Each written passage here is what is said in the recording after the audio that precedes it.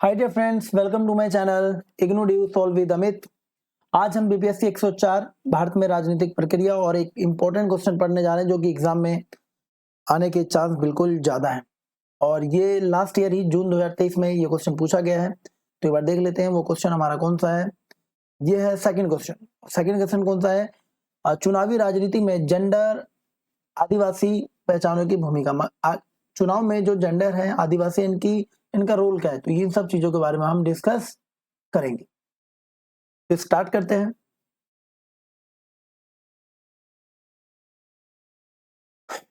अब हम परिचय पढ़ लेते हैं कि भारत में निर्वाचन अध्ययन लोकतंत्र का एक प्रमुख मुद्दा है। आपको पता ही होगा कि भारत में निर्वाचन होगा ही ना भाई, क्योंकि हमारा जो भारत देश है क्या है, लोकतंत्र। तो एक बार देख लेते हैं, आगे बढ़ते हैं। चुनाव में लोग अपने प्रतिनिधियों का चुनाव स्वेच्छा के अनुसार करते हैं। भैया बिल्कुल अपनी इच्छा से करेंगे भैया, है ना। और हमारी इच्छा के विरुद्ध जा नहीं सकता ये। तो ये किसी दल के हो सकते हैं अथवा बिना दल के समर्थन से भी चुनाव लड़ सकते हैं। इसमें सबसे प्रमुख तरीका है सर्वेक्षण करना, ये ज्ञात करना कि चुनाव व्यवहार को कौन कौन से कारक प्रभावित करते हैं।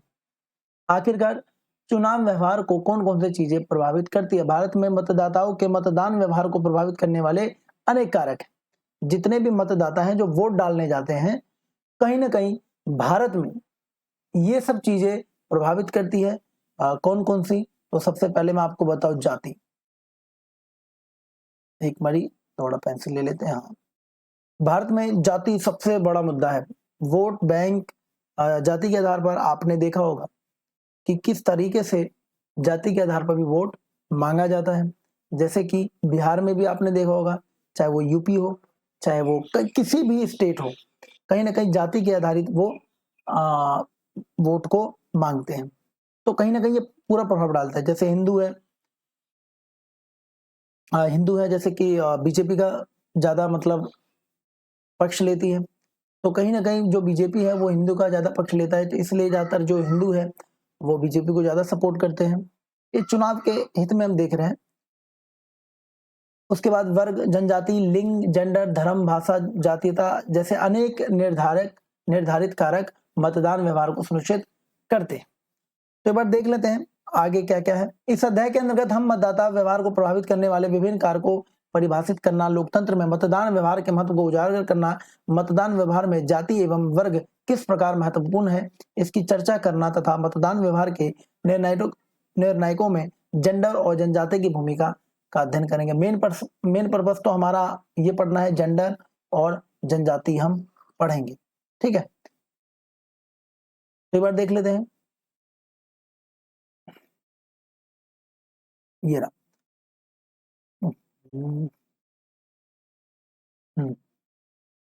तो मतदान व्यवहार को प्रभावित करने वाले कुछ प्रमुख कारक हैं, जैसे कि जाति, धर्म, भाषा, वर्ग, समुदाय, विचारधारा, जातीयता, जेंडर तथा राजनीतिक हलचल आदि। तो आपने देखा होगा कि किस तरह से बिहार में भी देखा होगा आपने जाति, जैसे जेडीयू एक पार्टी है, जनता दल यूनाइटेड और आरजेडी। तो ये सब कहीं ना कहीं एक जाति के आधारित ही एक तरह से अपना बहुमत बना के रखा है इन्होंने।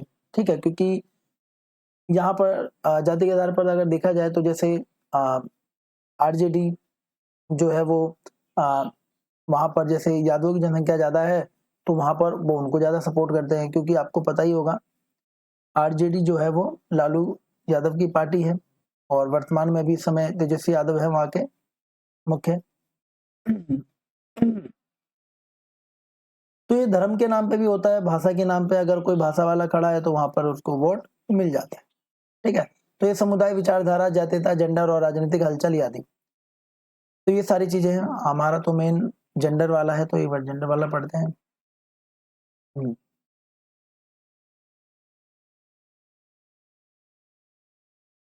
यहां से पढ़ते हैं। ठीक है, ये रहा लिंग और जेंडर के मतदाता व्यवहार में किस तरह प्रभावित करती है, ये हम पढ़ेंगे लिंग जेंडर। ठीक है, यद्यपि जेंडर वे विस्तृत संकल्पना है, परंतु जब मतदान के लिए व्यवहार की दृष्टि से जेंडर पर चर्चा की जाती है तो मतदान में महिलाओं की स्थिति उजागर होती है। 1990 के दशक के बाद से 1990 के दशक मतलब कि 1990 के दशक के बाद से वंचित वर्ग, जितने भी वंचित वर्ग हैं अथवा महिलाओं सहित सामान्य वर्गों के चुनाव में मतदान में वृद्धि हुई है। 1990 के बाद से जितने भी वंचित वर्ग थे, महिलाएं थी, वो बढ़-चढ़ के चुनावों में हिस्सा लिया और मतदान देने गई हैं, मत देने गई हैं। मतदान में महिलाओं की भूमिका का महत्व इस बात से उजागर होता है कि क्षेत्रीय दलों ने महिलाओं से संबंधित मुद्दों को अपने एजेंडे में शामिल किया है। महिलाओं के रिगार्डिंग अगर कोई मुद्दा हुआ तो अपने एजेंडे में शामिल करते हैं। जैसे एग्जाम्पल में दिल्ली में आपको पता होगा अरविंद केजरीवाल जी का सरकार है, तो वहां पर आम आदमी पार्टी ने क्या किया, महिलाओं के हित में जैसे कि बस फ्री करवा दी, तो यहाँ पर महिला का जो रुझान होगा वो इस पार्टी की तरफ ज्यादा होगा। तो ये सारी चीजें हमको देखने को मिलता है कि महिलाओं के भी मुद्दे काम आते हैं। तो उसके बाद ऐसा नहीं है कि सिर्फ दिल्ली में ये सारी चीजें हुई हैं, अलग अलग राज्यों में महिलाओं के लिए बहुत सारे कदम उठाए गए। तो इनके मुद्दे जो है एजेंडे शामिल किया गया है या नहीं। कई दलों ने अपने चुनावी घोषणा पत्रों में भी महिलाओं से संबंधित मुद्दों को शामिल किया। 2015 में बिहार में नीतीश कुमार ने भी महिलाओं एवं पिछड़े वर्ग के कल्याण हेतु मद्यपान विरोध, देखो तो यहाँ पर जो है बिहार में मद्यपान विरोध, जैसे कि शराब को पूरी तरह से प्रतिबंध किया वहां पर, है ना, निषेध एकदम पूरी तरह से बंद कर दिया शराब को। तो कहीं ना कहीं ये महिलाओं के हित में है, क्योंकि घर में पारिवारिक गतिविधि जो है पूरी तरह से खराब होने लगती है, बेकार होने, एक तरह से क्ले मच जाता है। तो इसके कारण महिलाओं को पूरी तरह से एक तरह से ये जो बंद किया है, महिलाओं को फेवर मिला है। और कहीं ना कहीं नीतीश कुमार ने एक तरह से महिलाओं का भी वोट उन्होंने अपने खाते में डाल दिया। और दूसरा तो भैया, एक तो लड़कियों को स्कूल जाने के लिए साइकिल योजना, अब यहाँ पे एक और योजना आ गया, साइकिल योजना, स्कूल जाने के लिए साइकिल योजना। तो यहाँ पे भी भैया लड़कियों स्कूल जाएंगी तो उनको साइकिल मिलेगा और साइकिल के जरिए ही वो स्कूल जाएंगी, जिस वजह से एक तरह से महिलाओं का सपोर्ट और मिलता गया नीतीश कुमार को। और कहीं ना कहीं ये इस पार्टी का एक तरह से वोट बैंक की तरह काम करेगा। तो एक तरह से जो जेंडर है, लिंग है, पूरी तरह से प्रभावित करता है। 2014 में मोदी सरकार के जो घोषणा थी, बेटी बचाओ बेटी पढ़ाओ जनधन योजना, ने भी महिलाओं को मतदान के व्यवहार को प्रभावित किया। 2014 में लोकसभा चुनाव में जेंडर प्रमुख मुद्दा बन गया। इसके 3 प्रमुख पहलू हैं, शासन, विकास, धर्मनिरपेक्षता। ये तीनों पहलू महिलाओं के कल्याण से संबंधित हैं, याद रखिएगा। इन मुद्दों के कारण ही चुनाव में महिलाओं की भागीदारी बिल्कुल बढ़ी है, जिसने महिलाओं को मतदान व्यवहार को प्रभावित किया है। तो देखो, अभी तक महिलाएं थी, महिलाओं के हित में अगर कोई भी पार्टी या सरकार काम करेगी तो सिंपल सी बात है, वो वहां पर वोट उसी पार्टी को दिया जाएगा। तो यहाँ पर महिलाएं बहुत ज्यादा रोल निभा रही, क्योंकि पुराने टाइम तुमने देखा होगा कि महिलाएं और पिछड़ी जातियां उतना बढ़ चढ़ के हिस्सा नहीं लेती थी, लेकिन जब महिलाओं के लिए काम किया जाने लगा तो उनके हित में भी वोट मिलने लगे। अब जनजाति पढ़ते हैं। जनजाति जातियां अथवा वर्गों से भिन्न होती है। आपको पता होगा जो नॉर्मल जाति होती है उनसे थोड़ी सी डिफरेंट होती है जनजाति। ये ज्यादातर कहाँ रहती है? भारत के पूर्वोत्तर एरिया में, जैसे मिजोरम, त्रिपुरा, अरुणाचल प्रदेश, यहाँ पर ये जातियां रहती हैं। तो इनका जो रहन सहन है आपको पता ही होगा, जंगलों में होता है, वनों में होता है। तो ये अपना पालन पोषण वहीं रहकर करते हैं, अपनी आर्थिक गतिविधि सब वहीं पे करते हैं। तो आखिरकार है क्या, अब इसमें देख लेते हैं कि जातियां वर्गों से भिन्न होती हैं, अलग होती हैं। जाति का संबंध किसी व्यक्ति के सामाजिक स्तर से जो हिंदुओं और मुस्लिमों अथवा सिखों में पाया जाता है, जबकि जनजाति की पहचान उनकी प्रकृति के निकट होना, उनकी वन संपदा होती है। उसके बाद प्राकृतिक संसाधन अथवा खनिज संपदा पर पूरी तरह से क्या होती है? निर्भर होती है। जनजातियों के सदस्यों में अपेक्षित सामाजिक समानता, महिलाओं की अपेक्षित स्वतंत्र होना।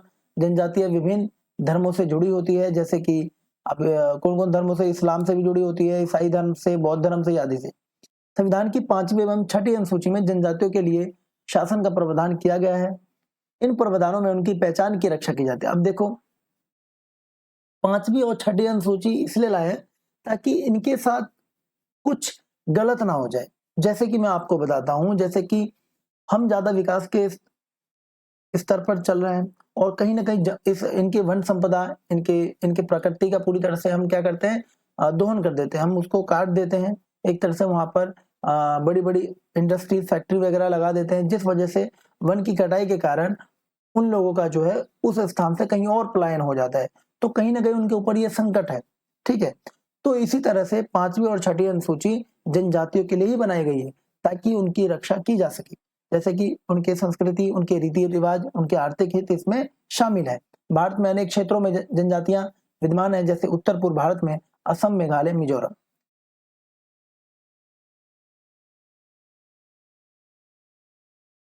ठीक है, तो यहाँ पर अरुणाचल प्रदेश, त्रिपुरा, मणिपुर, नागालैंड और सिक्किम, इसके अतिरिक्त वे अन्य इलाके भी रहते हैं, जैसे कि छत्तीसगढ़ में भी आपको जनजातियां मिलेगी, झारखंड, मध्य प्रदेश, पश्चिम बंगाल इत्यादि, इन सब में जनजातियां बहुत ज्यादा है और कहीं ना कहीं इनकी प्रमुख समस्या भी बहुत है। जनजातियों की प्रमुख समस्या है कि उन्हें अलगाव का सामना पड़ना, उनको अलगाव का सामना करना पड़ता है और वो बाहरी लोग उनकी अर्थव्यवस्था और संस्कृति का पूरी तरह से शोषण करते हैं, जो बाहर के लोग होते हैं। अनेक अवसरों पर इसका परिणाम जातीय हिंसा का रूप ले लेती है, तो कहीं ना कहीं एक तरह से ये जातीय हिंसा का रूप ले लेती हैं। बहुत सारी प्रॉब्लम भी होने लगती है इससे। ठीक है, तो ये सारी चीजें जो आप एग्जाम से पहले थोड़ा सा याद कर लो और ये सब जाके वहीं पर लिख लेना आप। ठीक है, धन्यवाद। कैसा लगा लेक्चर आपको? लाइक करें और अपने दोस्तों के साथ भी शेयर करें इसको।